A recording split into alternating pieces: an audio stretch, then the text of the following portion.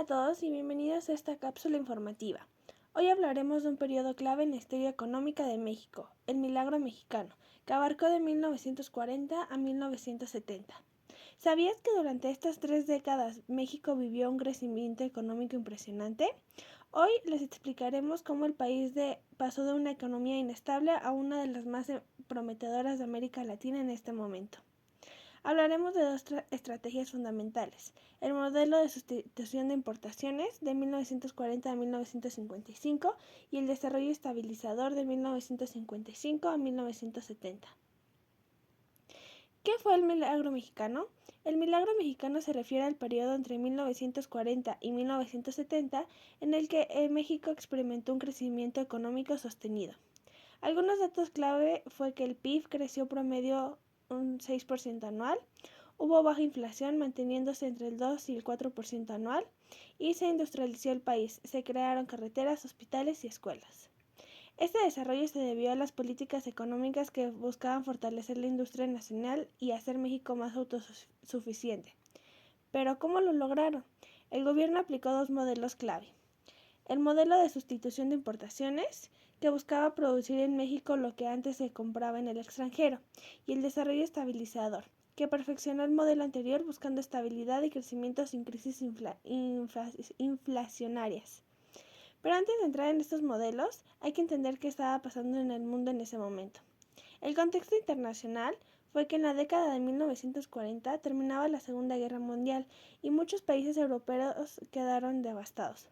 México vio una oportunidad para fortalecer su economía y ser más independiente. La década de 1950. La Guerra Fría dividió el mundo entre capitalismo y comunismo. México, como muchos países de América Latina, optó por un modelo de desarrollo capitalista con intervención del Estado.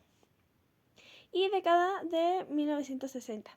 Se consolidó la industrialización y la economía mexicana alcanzó uno de los mayores picos de crecimiento. Y ahora sí, veamos el primer modelo, que fue el modelo de sustitución de importaciones de 1940 a 1955. Después de la Revolución Mexicana y la crisis de 1929, México todavía dependía de la importación de productos básicos.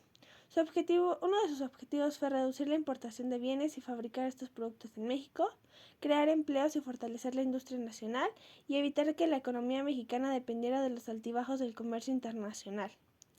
¿Cómo se implementó? Primero, con la protección de la industria nacional. Se impusieron aranceles altos a los productos extranjeros para que los mexicanos compraran lo hecho en México. Inversión en infraestructura.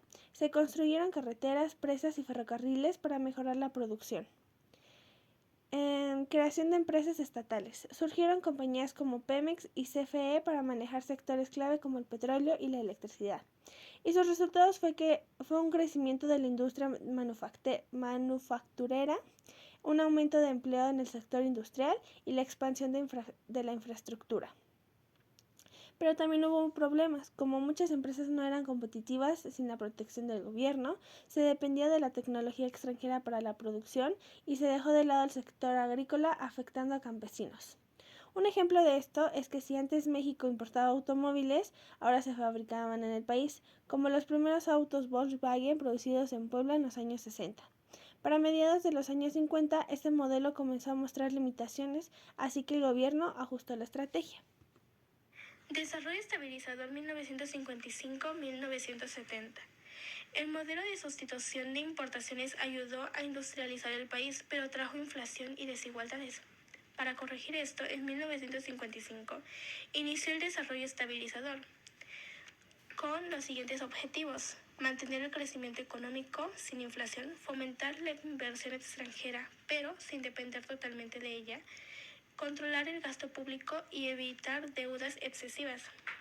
Algunas estrategias claves fueron el control de la inflación, en el cual se reguló la impresión de dinero y se evitó gastar más de lo que el país podría pagar. Fomentó a la inversión privada, se incentivó a los empresarios a invertir en México.